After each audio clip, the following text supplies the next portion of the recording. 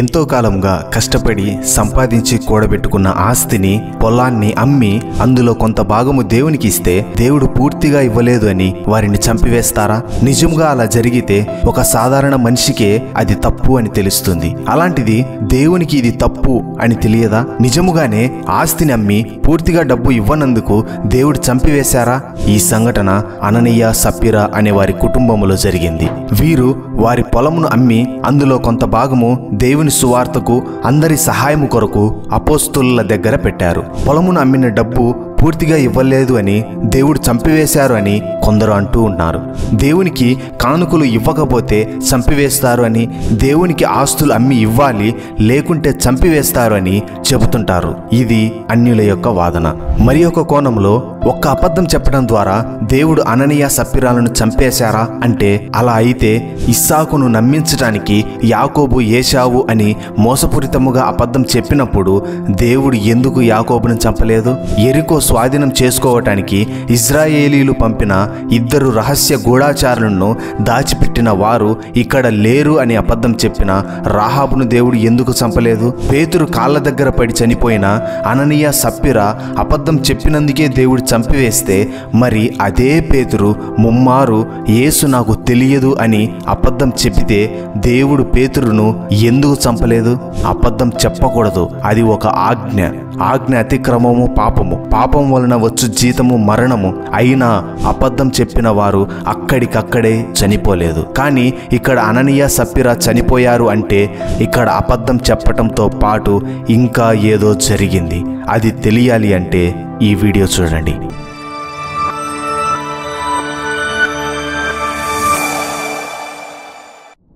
అననీయ, సప్ఫీరా ఎవరు? ఈ అననీయ, సప్ఫీరా ఖచ్చితముగా ఎవరో చెప్పలేము. కానీ వీరు ఆదిమ సంఘములో సభ్యులై ఉండవచ్చు. పరిశుద్ధ గ్రంథములో యేసు క్రీస్తు ప్రభు ఆరోహణం జరిగిన తరువాత 10 రోజులకు పరిశుద్ధాత్మ దేవుడు మేడగదిలో ఉన్న అపోస్తలులపైకి దిగి రావటం చూస్తాము. ఆ తరువాత అపోస్తలుడైనటువంటి పేతురు గారు ప్రసంగించడం ద్వారా 3000 మంది మార్చబడి సంఘములోనికి చేర్చబడ్డారు. ఈ సంఘమునే ఆదిమ సంఘము అని అంటారు. ఈ ఆదిమ సంఘములో ఉన్న కుటుంబాలు అన్నీ కలిసి ఉన్నాయి. అందరూ ఏక హృదయము, ఏక మనస్సు కలిగి ఉన్నారు. అన్ని కుటుంబాలు కలిసి ఉన్నా అందరూ వేరువేరు కుటుంబాలు అని కాకుండా ఒకే కుటుంబంగా భావించి ఉన్నారు. అంటే ఒక కుటుంబంలో ఒకరికి సమస్య వస్తే అది వారిది వారే చూసుకుంటారు అని ఉంటారా? తల్లికి కష్టం వస్తే తన భర్త, కుమారులు, కుమార్తెలు సహాయం చేస్తారు కదా. అదే విధముగా ఒక కుమారునికి అనారోగ్యం వచ్చి చనిపోయే స్థితిలో ఉన్నాడు. అప్పుడు తనను బ్రతికించుకోవటం కోసం తన ఆస్తిని అమ్మి అయినా తన కుమారుని బ్రతికించటానికి తన తల్లిదండ్రులు ప్రయాసపడరా? ఎందుకు అలా చేస్తారు? ఇక్కడ దేవుడు చెప్పాలా ఆస్తులు అమ్ము అని? తన కుమారుడి మీద ఉన్న ప్రేమ సరిపోతుంది కదా. అలా ఎందుకు చేస్తారు అంటే వారు అందరూ ఒక కుటుంబం కాబట్టి. ఇక్కడ ఈ పరిస్థితిలో కూడా అదే జరిగింది. అక్కడి ఆదిమ సంఘం అంతా వారికి కలిగినది అందరూ సమిష్టిగా పంచుకున్నారు. లేని వారికి ఉన్నవారిచ్చారు. వారి ఆస్తులను అమ్మి అందరికీ వారి వారి అక్కరతల కొలది పంచుకున్నారు. ఎందుకు అంటే వారు అందరూ ఒక సంఘము అని భావించారు, ఒక కుటుంబము అని భావించారు. వారు అందరూ భూమి మీద కాదు, యేసు రాకడలో మనం యేసుతో పరలోకములో మనం ఉండాలి అని భావించారు. అందుకే వారి ఆస్తులను అమ్మి ఆ ఆదిమ సంఘం అంతా ఏక మనస్సుతో ఒకే విధముగా ఉన్నారు, ఉండాలి అని అనుకున్నారు.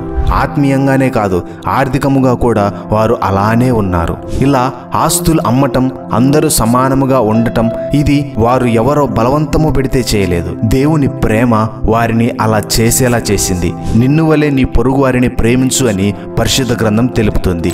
తన పొరుగువారు ఆహారము లేకపోతే తను మాత్రం ఎకరాలు పొలము ఉండి అధిక సంపాదన ఉంటే అది సరైనది కాదు అని తన దగ్గర ఉండే కొంత పొలమును తన పొరుగువానికి ఇచ్చి తన జీవితానికి సహాయము చేయటము ఆదిమ సంఘములో జరిగింది. కొంతమంది తన ఆస్తులను అమ్మినటువంటి డబ్బును లేని వారికి పంచి ఒకరు ఎక్కువ కాదు, ఒకరు తక్కువ కాదు అని అందరూ సమానము అనే విధముగా వారు చేశారు. ఇంకా కొంతమంది వారు లేని వారికి ఇవ్వలేక వారికి నాయకులుగా ఉన్న అపోస్తులకు ఇచ్చేవారు. ఈ అపోస్తులు లేని వారికి పంచేవారు, అక్కడి వారి సహవాసానికి ఉపయోగించేవారు. ఇది అంతా పేతురు చెబితేనో అపోస్తులు చెబితేనో చేయలేదు. అది వారి ఇష్టపూర్వకముగానే చేశారు. దీని ద్వారా వారు అందరూ సంతోషముగా కలిసి ఉండేవారు. ప్రభువు రక్షణ పొందుచున్న వారిని అనుదినము వారిలో చేర్చుకునేవారు. ఆ ఆదిమ సంఘములో ఒక కుటుంబమే ఈ అననీయ సప్పిరా కుటుంబం. అననీయ సప్పిరా వారి పొలమును ఎందుకు అమ్మారు? మొదటిగా వారిని పొలము అమ్మమని ఎవ్వరూ చెప్పలేదు. ఆదిమ సంఘములో ఉన్నవారు వారి ఆస్తులను సంఘంలో లేని వారికి ఇస్తూ అందరూ సమానముగా ఉన్నారు. అలా అననీయ సప్పిరా కూడా చేయాలి అని అనుకున్నారు. ఇక్కడ వీరు వారి పొలమును అమ్మకపోయినా ఎవ్వరూ ఏమీ అనరు. అమ్మకుండా సంఘంలో కొనసాగుతాము అన్నా ఎవరు ఏమి అనరు. ఎందుకు అంటే అది ఆజ్ఞ కాదు, అక్కడ వారు నియమించినటువంటి నిబంధన కూడా కాదు. కాబట్టి వారి పొలములను అమ్మకపోయినా ఏమీ కాదు. ఎప్పుడైనా ఒక మంచి మనస్సు ఉన్న వ్యక్తి అని చెప్పాలి అంటే తన దగ్గర ఉన్నది బీదలకు ఇవ్వటం, పేదలకు సహాయము చేయటం, వారి చుట్టూ ఉన్న వ్యక్తులకు ఏదో ఒక రకముగా సహాయము చేయటం ద్వారా మంచి మనసున్న వ్యక్తి అని అంటారు. ఇక్కడ వీరు వారి దగ్గర ఉండే పొలమును అమ్మివేశారు. ఆదిమ సంఘములో ఉన్నవారు అందరి యందు ప్రేమ ఉంచి వారి కోసము దేవుని కోసము వారి ఆస్తులను అమ్మి ఇస్తే, ఈ అననీయ సప్పిరా మాత్రం ఆదిమ సంఘములో వారికి మంచి పేరు పలుకుబడి కోసం అందరి దృష్టిలో వారి పొలమును అమ్మి ఇచ్చారు అని చెప్పటం కోసం వారి పొలమును అమ్మివేశారు. ఎలా చెబుతారు అంటే వారు వారి పొలమును అమ్మారు. వచ్చిన డబ్బులో కొంత వారి దగ్గర దాచుకొని అననీయ కొంత తీసుకుని వచ్చి అపోస్తుల పాదముల దగ్గర పెట్టాడు. పేతురు గారు పొలము ఎంతకు అమ్మారు అని అడిగినప్పుడు ఇంతకే అమ్మాము అని అబద్ధం చెబుతాడు. ఇక్కడ అననీయ నేను ఎక్కువకు అమ్మాను, అందులో కొంత భాగము మేము తీసుకొని కొంత భాగము మీ దగ్గర ఉంచుతున్నాము అని చెబితే ఏమీ జరిగేది కాదు. ఎందుకు అంటే అది వారి ఇష్టం కాబట్టి. కానీ ఇక్కడ అననీయ పొలము ఇంతకే అమ్మాము అని చెప్పారు. పేతురు గారు పరిశుద్ధాత్మను ఎందుకు మోసపుచ్చుచున్నావు? సాతాను ఎందుకు నీ హృదయమును ప్రేరేపించెను? నీవు మనుషులతో కాదు దేవునితోనే అబద్ధం ఆడితివి అని చెప్పగానే అక్కడే పడి అననీయ చనిపోతాడు. తర్వాత సప్పిరా వస్తుంది, తను కూడా ఇంతకే అమ్మాము అని చెబుతుంది. అప్పుడు పేతురు గారు ప్రభు యొక్క ఆత్మను శోధించుటకు మీరెందుకు ఏకీభవించితిరి అని చెప్పిన తర్వాత వెంటనే తను కూడా అక్కడే చనిపోతుంది. వీరిని చంపింది పేతురు గారా దేవుడా? అక్కడ పేతురు గారు ఒక్కరే ఉన్నారు, ఇంకా ఎవ్వరూ లేరు కదా. పేతురు లోపలికి వచ్చాక డబ్బు ఇవ్వనందుకు చంపివేశాడు అని కొందరు అంటుంటారు. మీరు గమనిస్తే అపోస్తుల కార్యములు 5వ అధ్యాయం 2వ వాక్యములో అననీయ అపోస్తుల పాదముల యొద్ద డబ్బును ఉంచాడు. పేతురు గారు ఒక్కరి దగ్గరే కాదు, వారిలో పేతురు గారు మాట్లాడారు. అంత మాత్రాన పేతురు గారు ఒక్కరే ఉన్నారు అని కాదు, పేతురు గారు వారిని చంపాడు అని కాదు. అక్కడ అపోస్తులు అందరూ ఉన్నారు. వారితో పాటు అక్కడ ఉన్న సంఘములో కొంతమంది కూడా ఉన్నారు. అక్కడ మీరు గమనిస్తే నీవు మనుషులతో కాదు దేవునితోనే అబద్ధం ఆడావు అన్నప్పుడు అక్కడ మనుషులు అనే పదం వాడారు. ఎందుకు అంటే ఆదిమ సంఘము ఒకరి గృహంలో అయినా లేదా దేవాలయంలో అయినా అక్కడి సొలొమోను మండపంలో అయినా కలుస్తారు. కాబట్టి అక్కడ పేతురు ఒక్కడే లేరు. తరువాత వీరు చనిపోవటానికి కారణం ఏమిటి అంటే ఈ అననీయ సప్పిరా అనువారు సంఘమును సహవాసమును ప్రేమించి ఇవ్వలేదు. వారు వారిని గణపరుచుకోవటానికి ఇచ్చారు. సంఘములో అప్పటి వరకు ఉన్న పవిత్రత సంతోషమునకు భిన్నముగా ఒక అపవిత్రమైన క్రియను జరిగించారు. తప్పుడు సిద్ధాంతమును తీసుకుని వచ్చారు.